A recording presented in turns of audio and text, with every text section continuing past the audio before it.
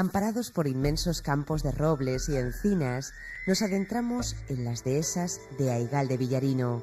Estamos en la comarca Tierra de Vitigudino, cabeza del partido judicial. Partimos de Salamanca por la carretera regional 517. En Villar de Peralonso nos desviamos por la Salamanca 129 y tras pasar Espadaña y Brincones, después de 73 kilómetros, llegamos a Aigal de Villarino, pequeño pueblo dominado por noble iglesia. Se ubica a 766 metros de altura sobre el nivel del mar, protegido por altozanos que en ningún caso superan los 800 metros. Su término municipal tiene una superficie de 24,11 kilómetros cuadrados. Confina con los de Trabanca y La Almendra por el norte, Iruelos y El Manzano por el este, Brincones, Sanchón de la Ribera y Villar de Samaniego por el sur, y con Villarino de los Aires al oeste. La mayor altitud se encuentra al norte de la demarcación, en Las Medianas, con 795 metros, y al este, en Campoviejo, con 796. Entre ambos, al noreste, el Jornito desciende hasta los 775 metros, cota parecida a la del campo de la Torrecilla.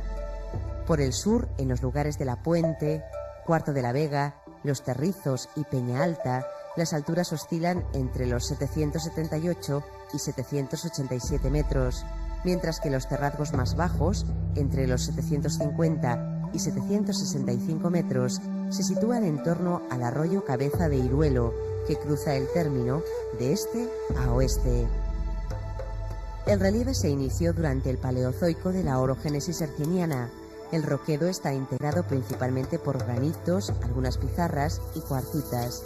Los suelos son francoarenosos, de escasa profundidad. En ocasiones afloran rocas en superficie, como en Peña Alta, la Peña de la Cruz, las Peñas Gordas y el propio pueblo. El cauce de los arroyos tan solo se colma de agua en épocas de lluvias, secándose en verano. Al norte el paisaje sufre la ambigüedad del pasado y el presente. Su palpable ancianidad está irrumpida por modernas torretas de la red eléctrica con 222 kilovatios.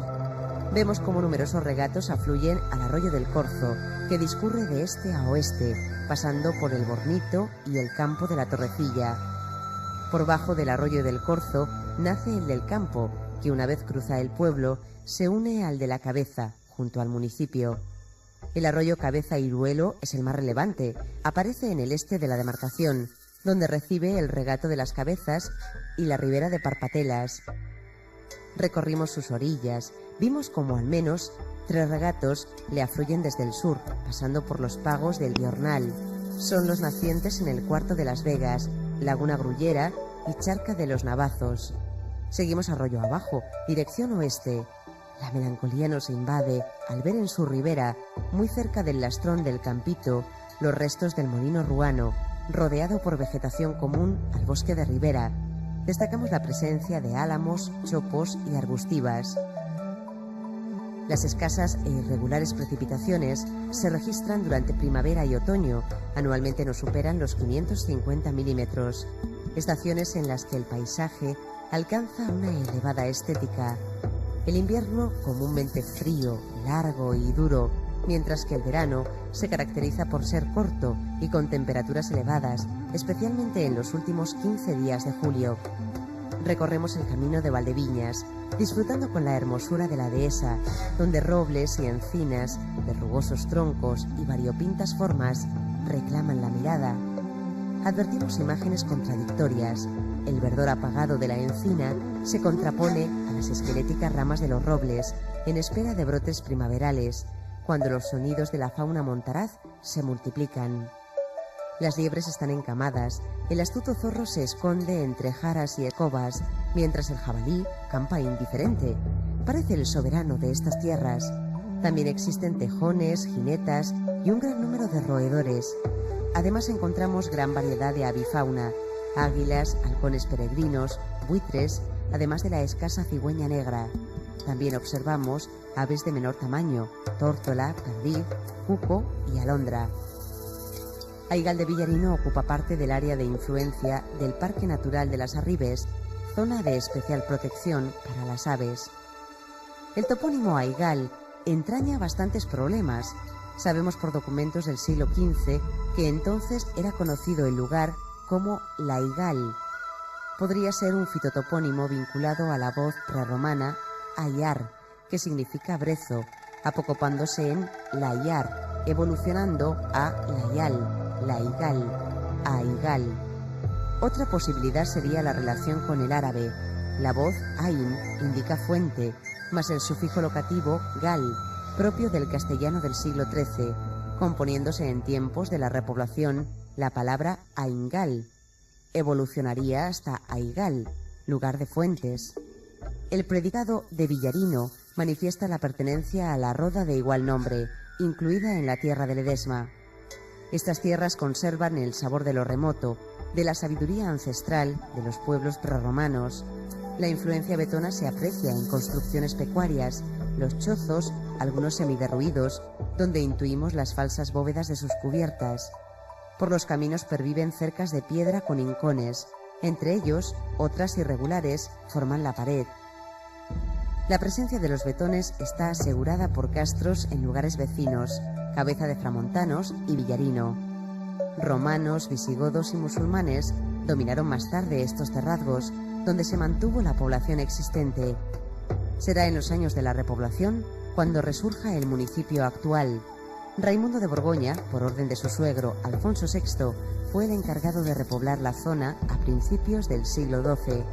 A finales del mismo siglo, don Fernando Ponce, por orden del rey Fernando II, afianzará el proceso con la llegada de colonos asturianos, quedando Aigal incluido en el concejo y tierra de Ledesma. Durante los siguientes siglos, el pueblo estuvo vinculado al concejo de la villa de Ledesma, que tras pasar por manos de varios infantes, Enrique IV la donó a su valido, don Beltrán de la Cueva, nombrado en 1462 primer conde de Ledesma. Existen varios documentos que atestiguan esta pertenencia jurisdiccional en las siguientes centurias. Destacamos la de las respuestas al catastro de Ensenada, realizadas en Aigal el 17 de febrero de 1753.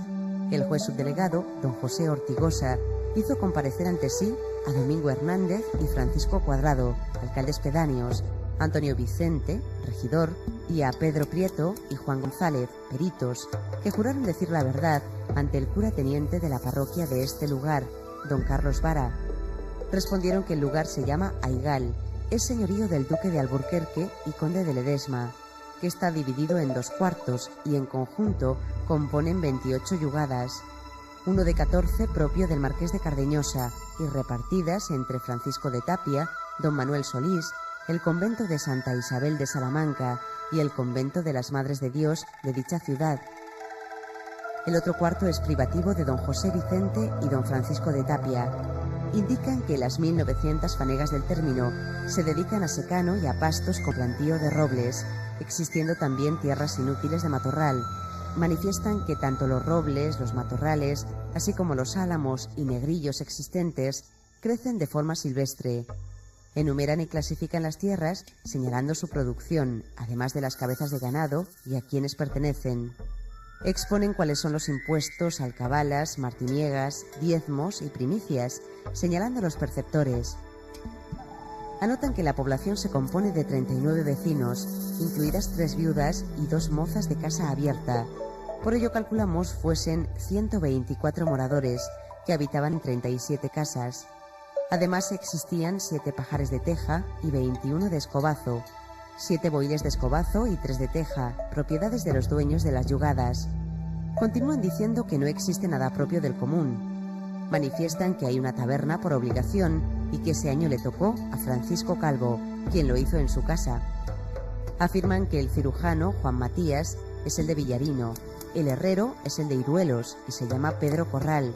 También hay 2 mesegueros, Marcos Gómez y Juan Criado, un tejedor que es Juan Barría, 31 jornaleros, 5 pastores de ganado lanar y cabrío, 5 mozos albardes y un pobre de solemnidad, Juan Grandes.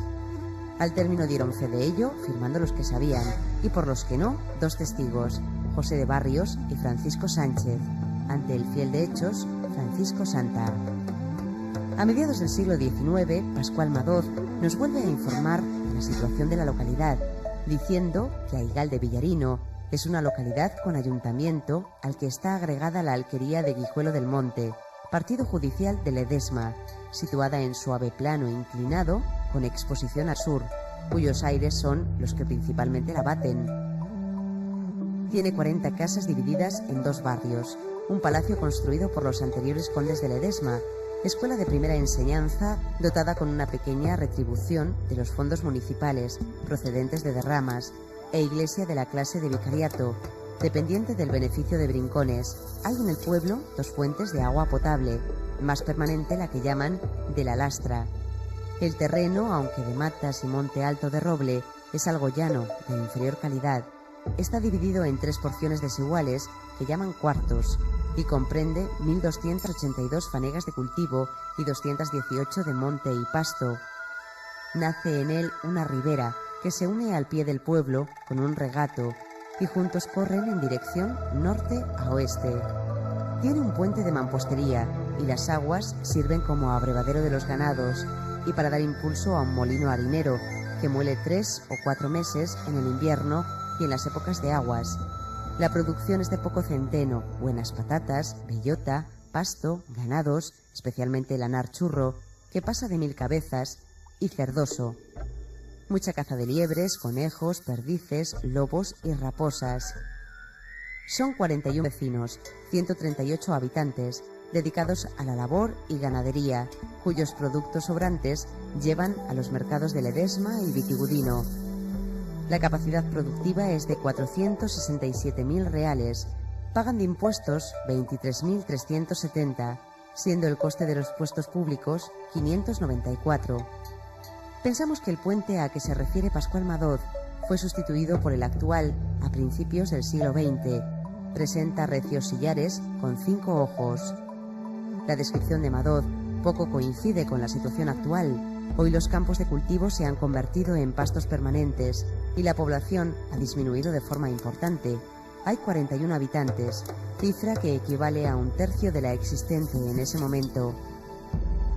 El mayor número de habitantes, 387, en la historia del pueblo, se registró en 1887, descendiendo a 271 en 1900. En 1920, debido a la gripe y a las emigraciones ultramarinas, vuelve a descender a 240. En 1940 la población aumentó a 280, para mantenerse en 250 hasta mediada la década de los 50, cuando comenzó un imparable descenso. Los vecinos quieren mantener las tradiciones del pasado, aunque múltiples costumbres y comportamientos han evolucionado ostensiblemente desde principios del siglo XX,